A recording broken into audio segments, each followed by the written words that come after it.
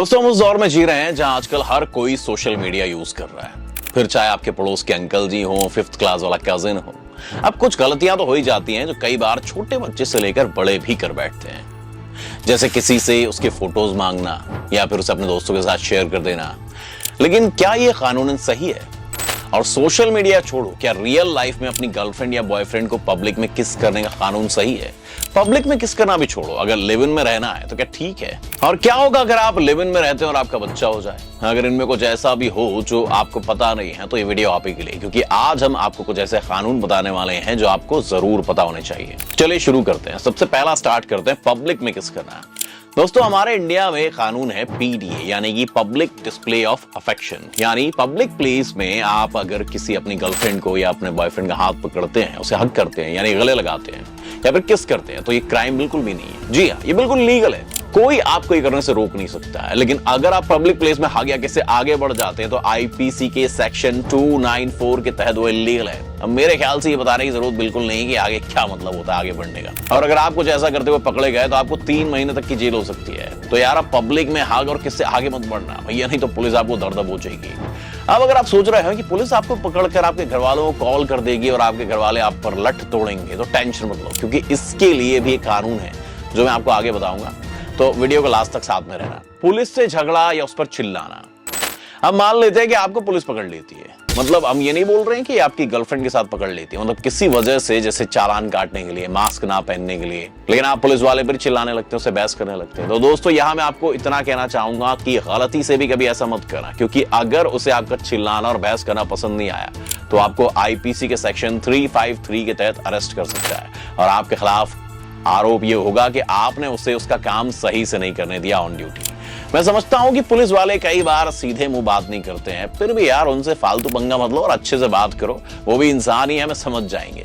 क्योंकि ऐसा नहीं है कि ये सिर्फ गैर कानूनी है, बल्कि गैर जमानती अपराध भी है। तो भाई थोड़ा आराम से काम लेना। लिव इन रिलेशनशिप, आजकल बड़े शहर में चीज काफी ज्यादा देखने को मिल जाती है, कोई गलत बात नहीं है। जिन लोगों को लिव इन रिलेशनशिप का मतलब नहीं पता, उनको लोग बता दूं कि इसका मतलब होता है कि आप अपने पार्टनर के साथ एक ही घर में रह सकते हैं, बिल्कुल पति पत्नी की तरह। जी हाँ, आप लीगली पति पत्नी नहीं होते हैं, पर आप वो सब कुछ करते हैं जो एक पति पत्नी करते हैं, जैसे लुका छुपी में कार्तिक और कृति रहते हैं। अब अगर आपको भी इनकी तरह रहना है और आपको लगता है कि आपको आपके घर वाले या सोसाइटी वाले जेल में ना पहुंचा दें, तो टेंशन लेने की कोई बात नहीं, क्योंकि आप जो कर रहे हैं वो पूरी तरह से लीगल है।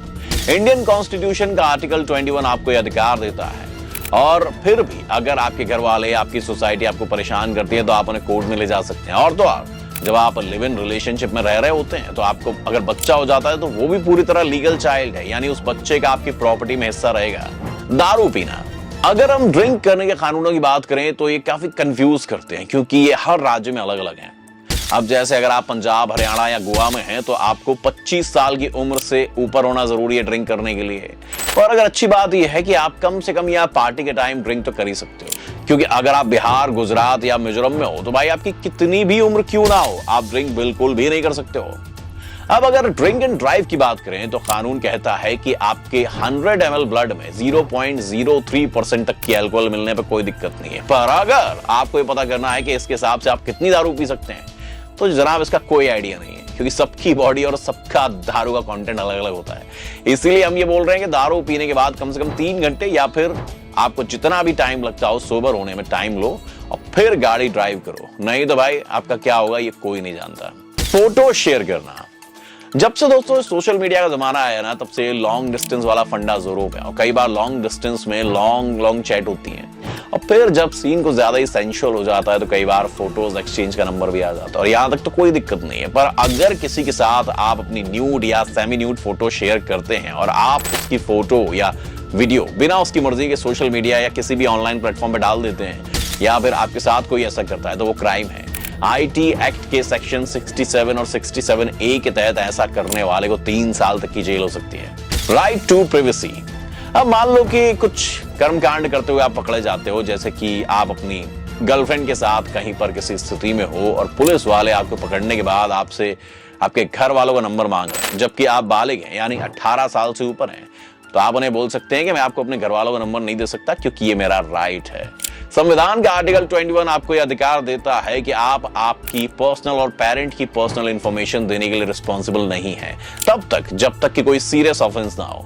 तो अगली बार जब भी कोई पुलिस वाला बोलेगा वालिद जो है अब्बा तुम्हारे, उनसे बात कराओ, तो उनसे आप ये बोल सकते हैं कि सर मेरे पास राइट है, मैं बालिग हूं और मैं अपने पेरेंट्स की इंफॉर्मेशन आपको नहीं बता सकता। I am so sorry. Office की छुट्टियां, अब जो लोग ऑफिस जाते हैं वो इस बात पर ध्यान दें। तो दोस्तों, अप्रेंटिसशिप एक्ट के तहत आपको 12 कैजुअल लीव, 15 मेडिकल लीव और मैक्सिमम 10 लीव बाकी के कामों के लिए मिलनी चाहिए। इस एक्ट के अंदर मैक्सिमम वर्क के घंटे और बाकी सब कुछ एक अच्छी वर्क लाइफ के लिए दिया हुआ है, ताकि आपकी पर्सनल और प्रोफेशनल लाइफ दोनों अच्छे से बैलेंस हो सके। और अगर कोई भी कंपनी आपको इससे कम लीव देती है या फिर इसके लिए आपकी सैलरी से पैसे काटती है, तो आप उसे लीगली चैलेंज कर सकते हैं। तो दोस्तों, अब आप बताओ, आपको क्या लगता है कि ये रूल आपको सच में पता होने चाहिए थे या नहीं? और आपको इनमें से कौन कौन से रूल सबसे पहले से पता थे, हमें कमेंट करके जरूर बताइए। कौन सा रूल आप अप्लाई करने वाले हो अपनी जिंदगी में? मुझे तो ऑफिस वाला तो मुझे लगता है बहुत लोग अप्लाई करने वाले हैं। और अगर आपको कुछ रूल्स पता है जो सबको पता होने चाहिए, तो जल्दी से कमेंट्स में जरूर बता देना। अगर वीडियो आपको पसंद आई हो तो इसे लाइक और शेयर करें।